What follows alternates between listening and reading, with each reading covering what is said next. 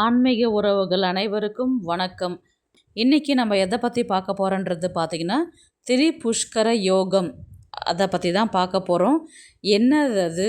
அந்த யோகத்தினால நமக்கு கிடைக்கக்கூடிய பலன்கள் என்ன?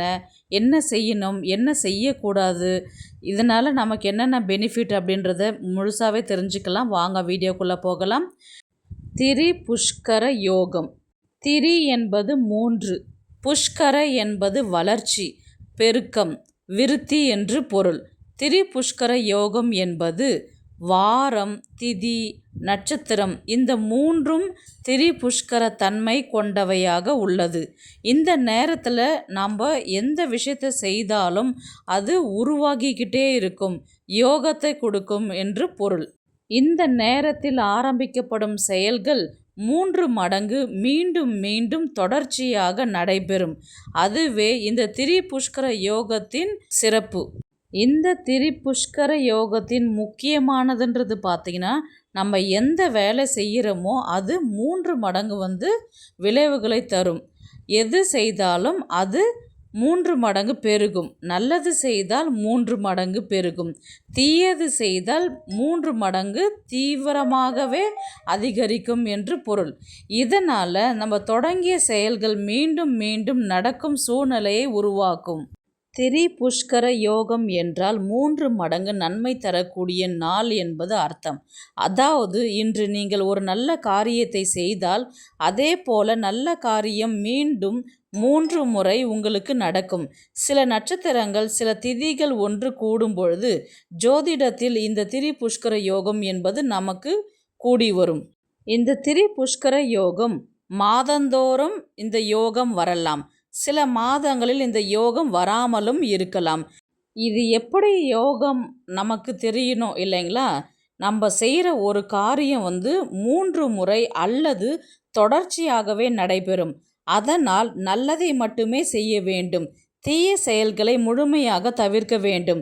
திரிபுஷ்கர யோகம் என்பது நல்லவர்களுக்கு வரப்பிரசாதம், கவனம் இல்லாதவர்களுக்கு எச்சரிக்கை. சரியான புரிதலுடன் நல்ல காரியங்களை செய்தால் வாழ்க்கையில் நிலையான நன்மை, வளர்ச்சி, பெருக்கம் கிடைக்கும். இந்த யோகத்தால் நல்ல காரியங்கள் 3 மடங்கு நன்மை தரும். அது எந்தெந்த விஷயங்கள் பார்க்கலாம். பூஜை, வழிபாடு செய்யலாம். தான தர்மங்கள் செய்யலாம். புதிய தொழில் தொடங்குவது, வீடு, நிலம் வாங்குதல், கல்விக்கு ஆரம்பம். இப்போ ஸ்கூலில் போய் சேர்க்க போகிறீங்க அப்படின்னா இந்த நாளில் நீங்கள் ஸ்டார்ட் பண்ணலாம்.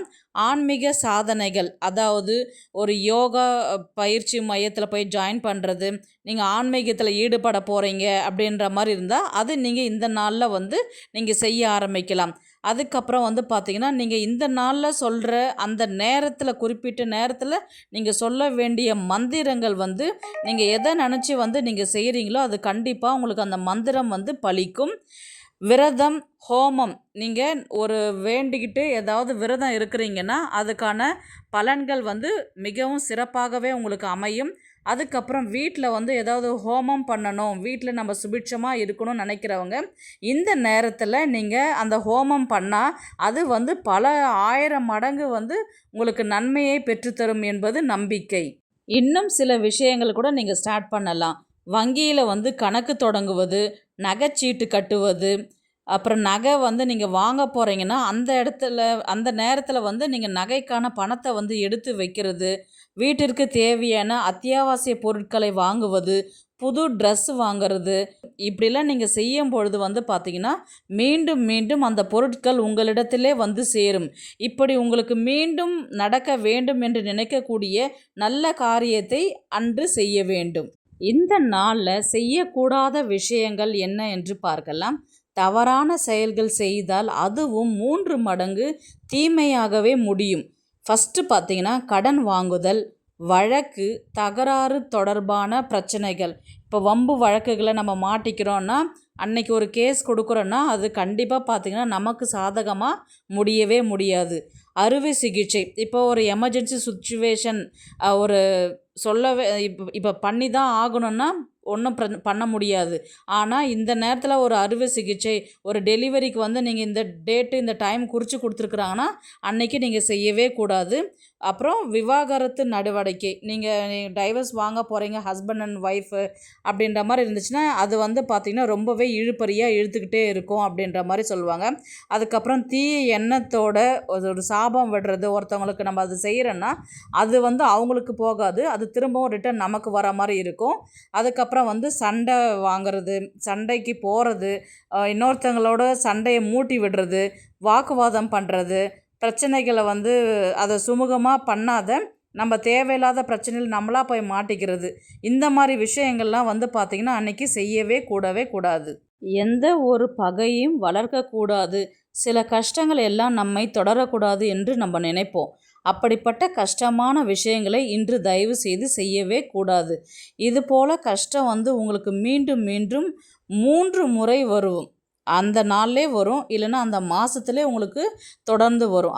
நம்ம வந்து திரிபுஷ்கர யோகன்றது நம்ம எதை வச்சு கணக்கீடு பண்ணுறது, இது அன்னைக்கு தான் வந்திருக்குதுன்றது நம்ம எதை வச்சு நம்ம அதை தெரிஞ்சுக்கலான்றது பார்த்திங்கன்னா, திதிகள், வாரங்கள், நட்சத்திரங்கள் வந்து 3ம் ஒரே நேரத்தில் சேர்றது வந்து பார்த்திங்கன்னா திரிபுஷ்கர யோகம். ஃபஸ்ட்டு பார்த்திங்கன்னா எந்தெந்த திதிகள் இருக்கணுன்றது பார்த்திங்கன்னா பிரதமை, ஷஷ்டி, ஏகாதசி இருக்கணும். வாரங்களில் வந்து பார்த்திங்கன்னா ஞாயிறு, செவ்வாய், சனிக்கிழமையாக இருக்கணும். இப்போது திரிபுஷ்கர நட்சத்திரன்றது பார்த்திங்கன்னா கார்த்திகை, ரோகிணி, மிருகஷீரம். இந்த திதி, வாரம், நட்சத்திரம் ஒன்றாக சேரும் நாளில் திரிபுஷ்கர யோகம் உருவாகும். திரிபுஷ்கர யோகம் என்னைக்கு வருதுன்றது பார்த்திங்கன்னா ஏப்ரல் 28ஆம் தேதி செவ்வாய்க்கிழமை அன்று வருகின்றது. இந்த செவ்வாய்க்கிழமை 28ஆம் தேதி இன்னொன்று ஸ்பெஷலான விஷயம் என்னன்றது பார்த்திங்கன்னா மதுரை மீனாட்சி அம்மன் திருக்கல்யாணமும் நடைபெறுது. அதனால் ரொம்பவே விசேஷமான நாளாகவும் கருதப்படுகின்றது. அன்னைக்கு செவ்வாய்க்கிழமையாக இருக்குது. ஷஷ்டியும் வந்து அன்று கூடுதல் சிறப்பு. அன்னைக்கு பார்த்திங்கன்னா ரொம்பவே எல்லாமே சேர்ந்து ஒன்றாவே இருக்குது. இதனால் இன்னும் கூடுதல் சிறப்பு வாய்ந்தது. இப்போது அந்த நேரம் வந்து பார்க்கலாம். அதிகாலை 5:59 மணிக்கு ஆரம்பித்து 6:51 மணி வரை உள்ளது. ஈவினிங் வரலையும் இருக்குது. அதனால் இந்த நேரத்தில் உங்களுக்கு யமகண்டம் ராகு காலத்தை தவிர்த்துட்டு நீங்கள் வந்து புதுசாக நகை வாங்குறவங்களா இருந்தால் இந்த நேரத்தில் நீங்கள் வாங்கிக்கலாம். அல்லது வேறு ஏதாவது பொருள் வாங்கிறது, ஒரு நல்ல விஷயங்களை செய்கிறதா இருந்தால் நீங்கள் அந்த நாளை வந்து பயன்படுத்தி நீங்கள் அதை செஞ்சுக்கலாம். இந்த நாளில் வந்து நம்ம இன்னும் கூடுதல் ஒரு சின்ன பரிகாரம் மாதிரி செய்தால் அதற்கான பலன்களும் அதிகம், பணமும் சேரும், தங்கமும் சேரும். அது என்ன பரிகாரம் என்று பார்க்கலாம். ஒரு பாத்திரத்தில் வந்து ஒரு சின்ன கிண்ணத்தில் வெள்ளி, சில்வர் தவிர்த்து உங்கள்கிட்ட வேறு எந்த பாத்திரமாக இருந்தாலும் நீங்கள் அதை எடுத்துக்கோங்க. அதில் வந்து பார்த்திங்கன்னா பன்னீர், அந்த பன்னீரை ஊற்றிட்டு தண்ணி ரோஸ் வாட்டர்னு சொல்லுவாங்க இல்லைங்களா, பன்னீர் அதை ஊற்றிட்டு அது கூட வந்து பார்த்திங்கன்னா ஆவாரம் பூ இருக்குது இல்லைங்களா, அந்த ஆவாரம் பூ வந்து நீங்கள் அந்த ரோஸ் வாட்டரில் வந்து போட்டுட்டு நடுவில் வந்து பார்த்திங்கன்னா உங்கள்கிட்ட இருக்கிற தங்கம், ஏதாவது நீங்கள் யூஸ் பண்ணுற தங்கமாக இருந்தால் அதை நல்லா வாஷ் பண்ணிவிட்டு கொண்டு வந்து அந்த பூவுக்கு நடுவில் வைக்கணும். அது கூட வந்து பார்த்திங்கன்னா ₹1 நாணயங்கள் ஏதாவது இருந்தாலும் அதையும் சேர்த்து வச்சுட்டு அந்த நேரத்தில் வந்து உங்கள் இஷ்ட தெய்வங்களை நீங்கள் வேண்டிக்கும் போது பணமும் தங்கமும் சேர்ந்து கொண்டே இருக்கும். நீங்கள் இந்த நேரத்தில் நீங்கள் அந்த பயன்படுத்தி செய்யணும். எந்த நேரம் பார்த்திங்கன்னா அதிகாலை 5:59 மணிக்கு ஸ்டார்ட் ஆகுது இல்லைங்களா, நீங்கள் அந்த நேரத்தில் பிரம்ம முகூர்த்த நேரத்தில் நீங்கள் ஸ்டார்ட் பண்ணிட்டீங்கன்னாவே போதும். கண்டிப்பாக உங்களுக்கான வருமானமும் ஸ்வர்ண தோஷம் அத்தனையும் நீங்கி நகை சேரவும் செய்யும், பணமும் சேர செய்யும். அதனால் நீங்கள் இந்த முறையை வந்து அந்த திரிபுஷ்கர யோகத்தில் அந்த டைமில் எல்லா நட்சத்திரமும் நாளும் திதியும் ஒன்றா சேர்ற அந்த நேரத்தில் நீங்கள் செய்யும் பொழுது உங்கள்கிட்ட இருக்கிற அந்த சொர்ண தோஷம் வந்து நீங்கும். அன்னைக்கு வந்து மதுரை மீனாட்சி சுந்தரேஸ்வரர் கல்யாணமும் நடைபெறதுனால ரொம்பவே விசேஷமான நாள். அன்னைக்கு நீங்கள் இந்த ஒரு சின்ன பரிகாரம் செஞ்சு பாருங்கள்.